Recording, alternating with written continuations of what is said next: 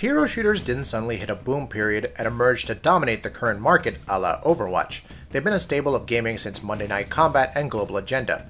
Boss Key Productions' LawBreakers does fall squarely into the hero shooter genre, but mixes in the arena combat of Quake with literal gravity-defying movement that's seemingly more at home in Titanfall 2. However, if the hero shooter genre were like a school choir, then LawBreakers definitely feels straight out of juvie. It's loud, rambunctious, and headstrong, but lacks cohesion among certain elements. Plus, for all the noise being made, there isn't too much of substance currently there. First off, forget about in-depth lore, LawBreakers basically pits the police against criminals, with a global event called the Shattering having brought fluctuating levels of gravity to different arenas. Each faction is represented by 9 classes, each with a unique character. You have the Vanguard class, a minigun-touting jetpack-riding heroine with the ability to dive-bomb enemies, represented by Maverick of the Law and Tosca 9 of the Breakers.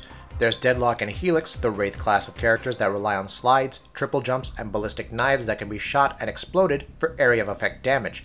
Their key ultimate is being able to slow incoming enemies, picking them off quickly with a powerful machine pistol. Kitsune and Hellion are the assassins, capable of high damage melee attacks, grapples, a shotgun for mid-range combat, and an ultimate that triggers lifesteal and increased damage from melees while also revealing enemies through walls. Other classes have their own unique abilities, and understanding the nuance behind them is essential to success. In many ways, LawBreakers is ingenious in how it handles established multiplayer shooter tropes. Maps are pretty much symmetrical with an objective at the center, which is usually where the low gravity portion also resides. There are outer edges that can be weaved around, usually by grappling with the assassin or using the afterburners on the Vanguard. There's no regenerating health, but health pickups and stations are scattered on the map, provided you stop moving long enough to reach them. You'd think this would make the battle medics valuable, but the very nature of the game is fast-paced and aggressive even for support characters. Objectives in Turf War, for instance, simply need to be captured to contribute to your score total. You're always on the move, always flying high, or falling off the map, like I did several times. The low-gravity pockets aren't necessarily innovative, but there is some frantic fun to be had while battling in midair, attempting to one-up the competition. That is, until you're insta-gibed into oblivion by a Wraith or Assassin. In this sense, while LawBreakers is very much about playing without much coordination and rewarding individual skill, the most effective players are those that team up and pursue objectives. You might not need a juggernaut to create space for you like a tank would in, say, Overwatch, so in this sense, hero composition doesn't matter all that much. But then again, some abilities, especially the ultimates, can turn the tide when guarding a battery on overcharge. This doesn't mean they're unbalanced. At the end of the day, it all comes down to your own skill, but it's far more chaotic and haphazard than you'd think. For some players this will be great, but for others who may want to change of pace from the high-speed, high-twitch action by playing a different role, some things may just not click. Even for those who do enjoy the high-speed combat and low time to kills, there is something that's just weird about the movement. This is no more apparent than when you're in the low-gravity settings, as momentum can keep you going forward but also results in unwanted actions, like floating off of an objective when jumping. It takes some getting used to, but it was certainly fun trying to apply the various abilities and weaponry to these portions. When it comes to balance, it definitely feels like the Wraith may be superior to other classes in terms of damage. Regardless, each class has their strengths and weaknesses. The Assassin may have lifesteal and added damage when ulting, but keep your distance and she goes down quick.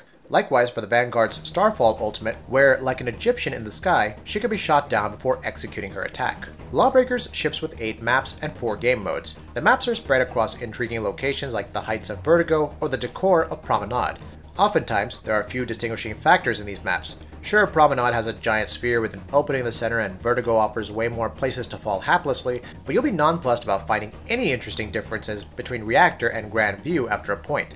The same unfortunately applies to the game modes as well. Uplink and Overcharge feel too similar as teams essentially guard an upload or a battery to score points. Turf War is also objective-based, but there's some fluidity to be had in how you capture points. Blitzball should be the craziest available option, but again, it just feels like Overcharge without the actual charging battery. This isn't to say these modes are bad or not fun, sometimes it's better to keep things simple, but LawBreakers lacks any real personality in its settings and characters to really draw you in. Characters don't come across as all that interesting, with a random voice line here and there to remind you of their respective nationalities and provide a bit of cheesy wit. There's also the fact that LawBreakers lacks a number of quality of life features. You can't set different sensitivities or control settings for each hero. Trying to browse the customization screen while queuing for a match isn't possible unless you leave the queue. Once a lobby has been queued up, it takes some time for map assets to load. Though tutorials and custom games are included, there's no competitive or ranked mode, which will likely change down the line, so sit tight.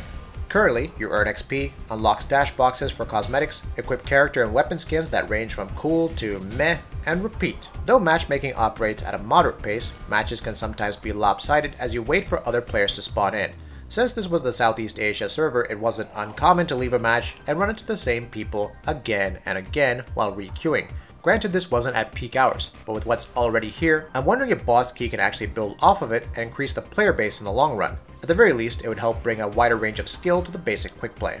At its price, LawBreakers seems to deliver just enough bang for its 0G buck to draw players in. The combat is fast and exciting, the addition of different abilities and low gravity settings adds a lot to the crazy flow of matches, and on PC at least, it runs fairly well.